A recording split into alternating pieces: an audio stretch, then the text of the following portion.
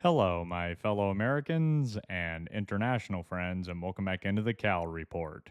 Today is October 3rd, 2025. It's time for a legislative update, so let's get right into what bills have made it to the governor's desk and also what bills have already been signed into law. Here we go. SB 414.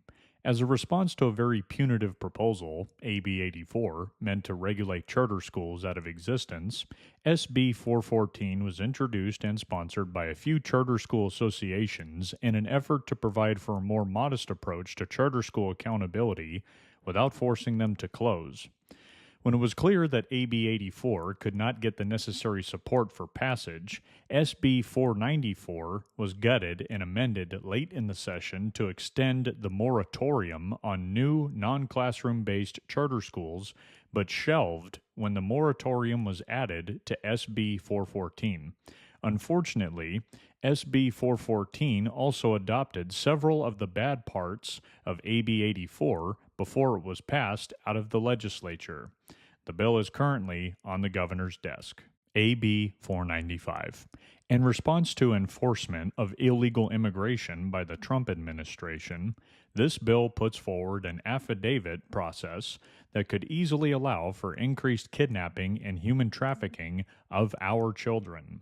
The guardrails for this bill are insufficient, and the proposed law is riddled with logistical problems that don't require authority figures to verify that a child is being surrendered to a legitimate adult in the case of a parent being detained, as is the case with designated emergency contacts, court sanctioned standby guardians, or when Child Protective Services gets involved.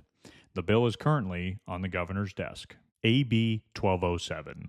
As energy and commodity prices continue to go higher and no one is following California's radical climate agenda, the legislature decided to extend the failed cap and trade program that drives business and manufacturing from the state until 2046, with no serious reforms or considerations of the costs of bearing this virtue signaling alone. The bill has been signed into law. AB 699. Sacramento, cities, and school districts constantly want to raise more taxes. We all know that.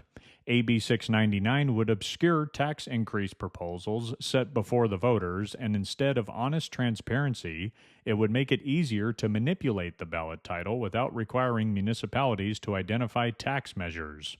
The bill is currently on the governor's desk. AB 49. The bill would prohibit schools from allowing immigration enforcement officers to enter a school campus or question a student unless they have a judicial warrant or court order. It would also prohibit schools from sharing information about a student, family, or employee with immigration officials unless the officials present a judicial warrant or court order. All children living in the U.S. have a right to attend public schools, regardless of immigration status, as determined by the U.S. Supreme Court. The Trump administration ended a long-standing policy not to conduct immigration enforcement at schools or churches. The bill has been signed into law. SB 98. The bill would require school districts, California State University, each California Community College District, and each Cal Grant qualifying institution of higher education, as well as request the University of California to issue a notification to all students, faculty, and other campus community members when the presence of federal immigration enforcement is confirmed on campus. These notifications must include the date, time, and location of enforcement on campus, as well as a link to additional resources for students and campus community members. The bill has been signed into law. AB 1264.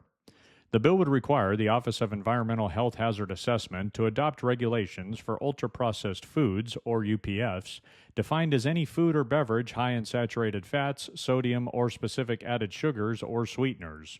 It would require schools to begin phasing out harmful UPFs by January 1st, 2028.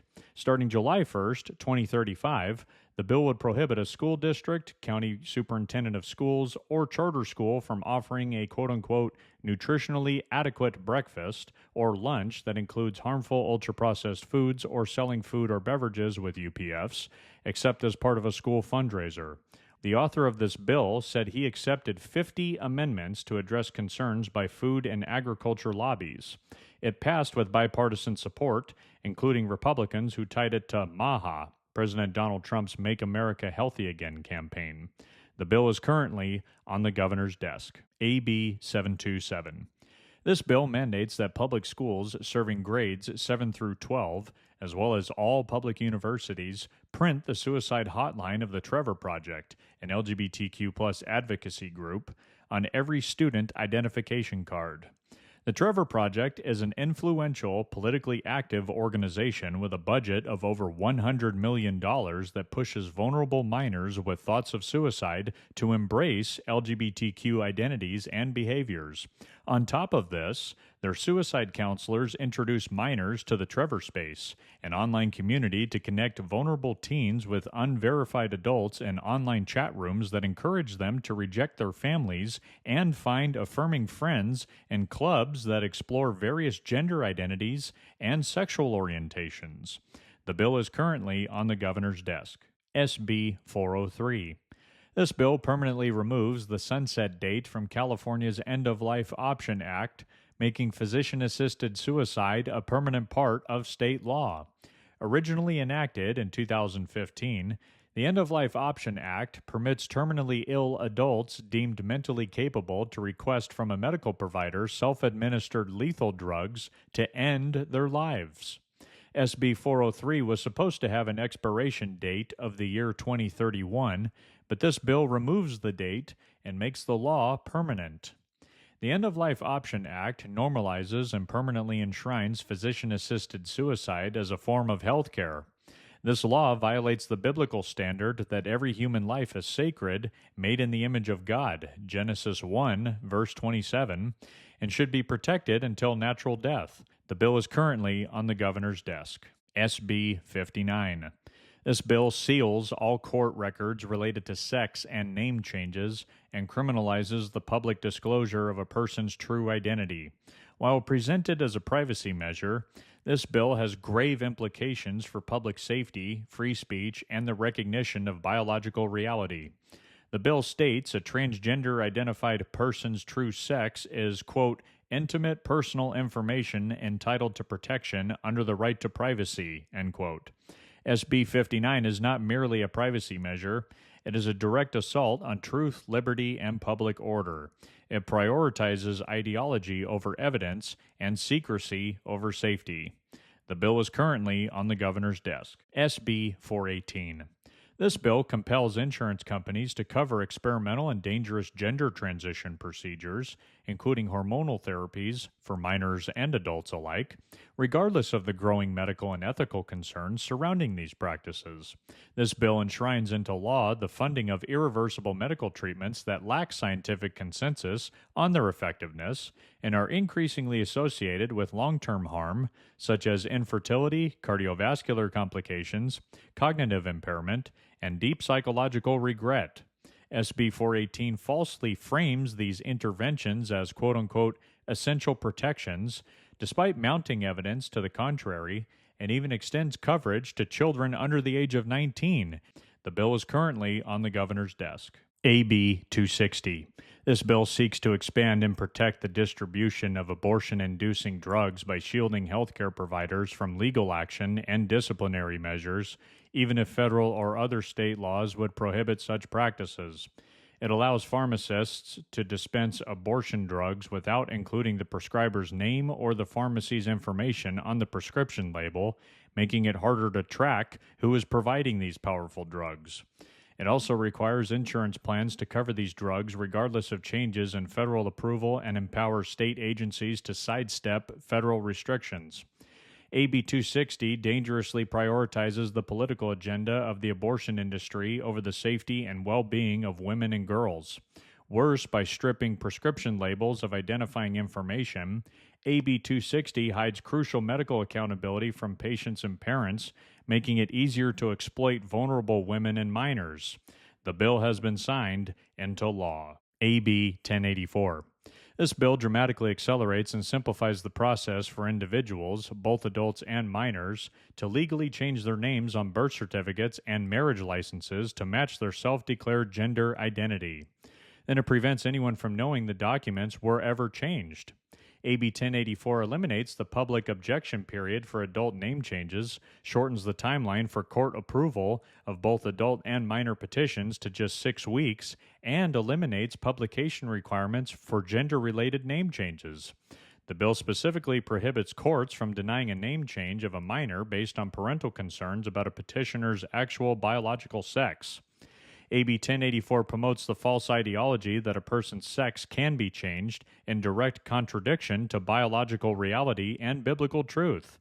While this bill nominally allows parental involvement in a minor's name and gender change petition, it forbids parents from objecting based on the truth that sex/gender is determined by biology, not by self-perception. The bill is currently on the governor's desk. SB 497.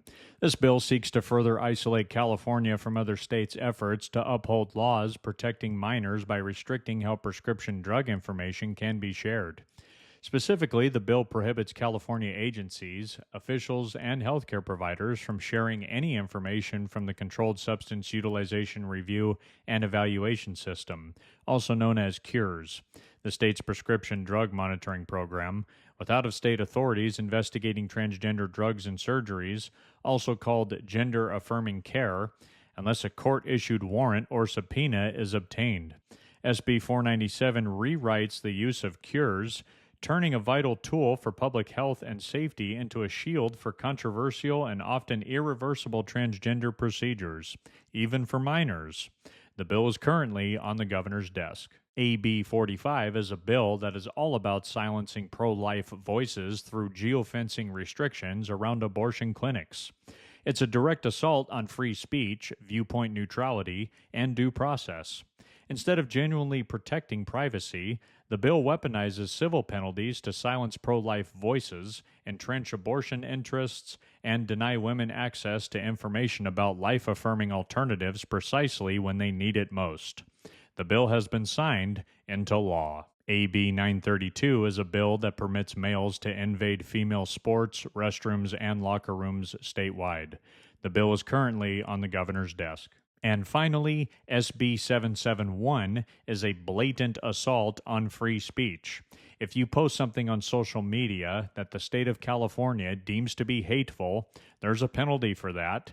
For a quote-unquote reckless violation, a civil penalty of up to $500,000. For an intentional, knowing, or willful violation, a civil penalty of up to $1 million. The bill is currently on the governor's desk. That's it for today. Really appreciate you guys watching my video. As always, be sure to hit that like button, leave a comment, or please subscribe to the channel. Always appreciate it, guys.